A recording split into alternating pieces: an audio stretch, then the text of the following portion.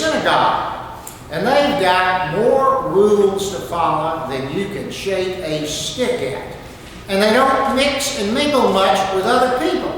And they talk about a God that led them through trial after trial after trial and has brought them through some incredibly amazing situations. They talk about that one God who created the entire world.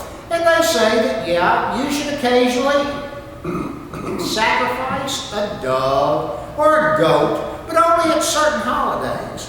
And they don't believe in things like temple prostitutes and child sacrifice. They talk about how their God actually spoke to them through that fellow many years ago, Abraham, and then God's words were passed down through a long, long line of people, down to Rabbi Horam, down to Rabbi Ezra, and now even to old Rabbi Gamaliel. He just lives right down the street there. Listen to their story. It sure sounds real to me.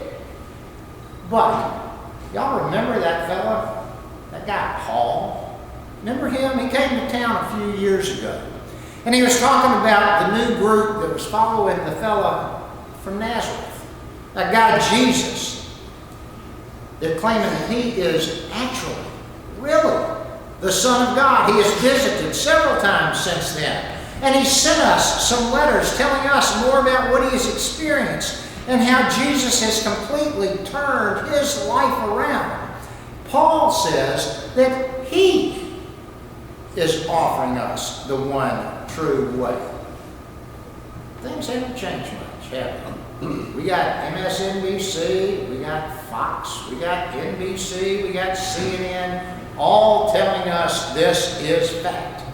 And then we have all the people on the street corners of Colossae telling us this is real. This is fact. So the question I give to you this morning is, how do we know? How do we determine what is the truth and what is fake? Well, there is a way. There is a way. We refer to it as going straight to what? The original source.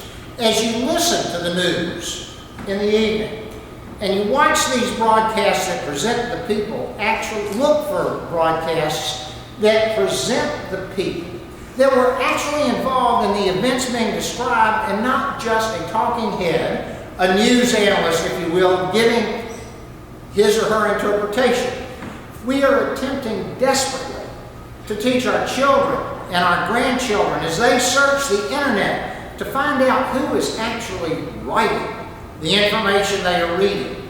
Is it someone who has the real expertise to understand what they are writing about? Or are they just some unknown person out there in the cloud giving an uneducated opinion?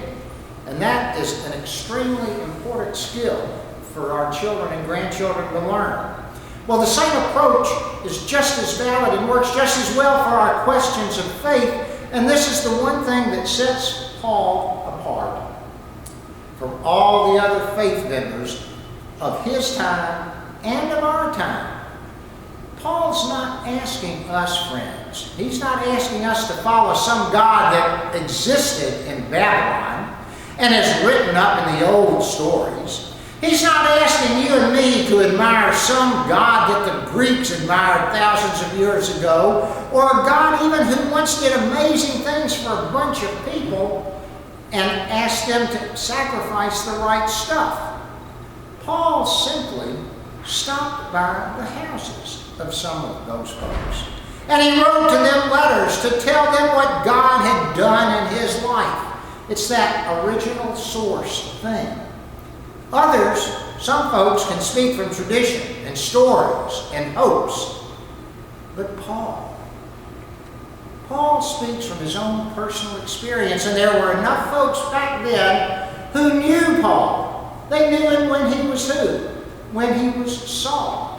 And they knew him well enough to know that the change that had taken place in his life was real. It was the truth. They had seen the change.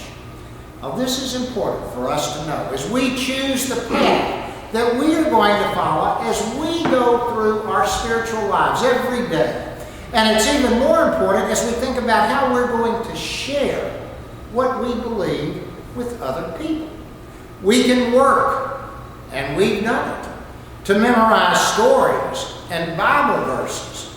We can study, and I've done it, theology, in order to hold my own and our own in any argument concerning the Bible or our belief in Christ. Or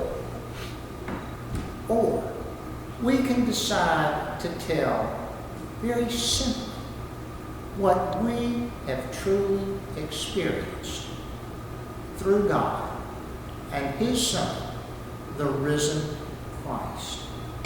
Better than telling it, we can learn to live what we have experienced.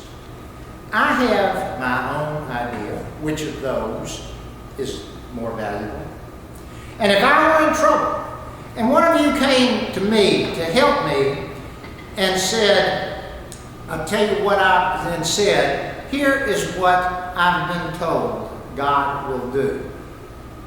That would be interesting. But I would pay so much more attention if you came to me and said, let me tell you straight up what God has done.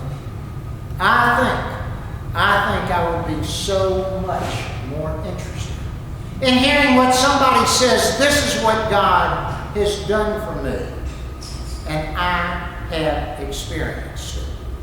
One way, it sounds like an opinion. The other way, it sounds like the truth.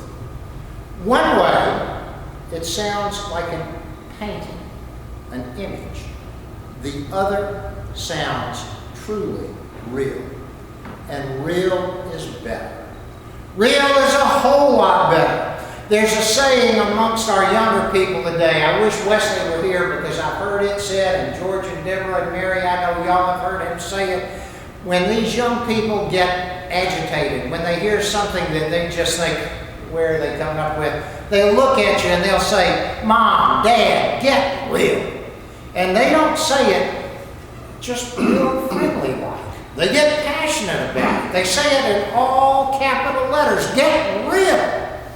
It's said with force. And perhaps, maybe we ought not blow them off quite so readily. Perhaps we should listen closely. Because, my friends, I'll leave you with one thought this morning. It's imperative that we know what is real. And it's just as imperative that we pass it on to others. That's what we have been called as Christians to do. In the name of the Father, and the Son, and the Holy Spirit.